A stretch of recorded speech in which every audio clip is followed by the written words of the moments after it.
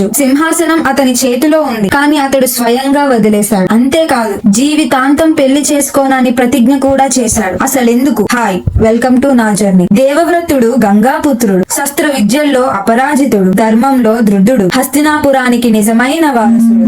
ఒక రోజు రాజు శాంతనుడు మళ్లీ ప్రేమలో పడ్డాడు. ఈసారి సత్యవతి. కానీ సత్యవతి తండ్రి ఒక షరతు పెట్టాడు. నా కుమారుడే రాజు కావాలి, అంటే దేవవ్రతుడికి సింహాసనం దక్కదు. ఈ విషయం తెలుసుకున్న దేవవ్రతుడు సత్యవతి తండ్రి దగ్గరకు వెళ్లి ఇలా అన్నాడు: నేను రాజ్యాన్ని త్యాగం చేస్తున్నా, అంతేకాదు నేను జీవితాంతం బ్రహ్మచారిగా ఉంటాను. నాకెప్పుడూ సంతానం ఉండదు. ఈ ప్రతిజ్ఞ విని దేవతలు ఆకాశంలో భీష్మ అని గర్జించాయి. ఆ రోజు నుండి దేవవ్రతుడు భీష్ముడు అయ్యాడు. ఒక తండ్రి ఆనందం కోసం ఒక కుమారుడు తన భవిష్యత్తునే త్యాగం చేశాడు. భీష్ముడు ఆ ప్రతిజ్ఞ చెయ్యకపోయి ఉంటే మహాభారత యుద్ధం జరిగేదా, లేదా కౌరవ పాండవుల కథే ఉండేదా? ఈ ఒక్క ప్రతిజ్ఞ మహాభారతాన్ని సృష్టించిందా? నెక్స్ట్ ఎపిసోడ్ లో అంబా కథ, భీష్ముని ప్రతిజ్ఞ వల్ల జన్మించిన శాపం కోసం తెలుసుకుందాం. ఈలోగా సబ్స్క్రైబ్ చేయండి. వస్తాను.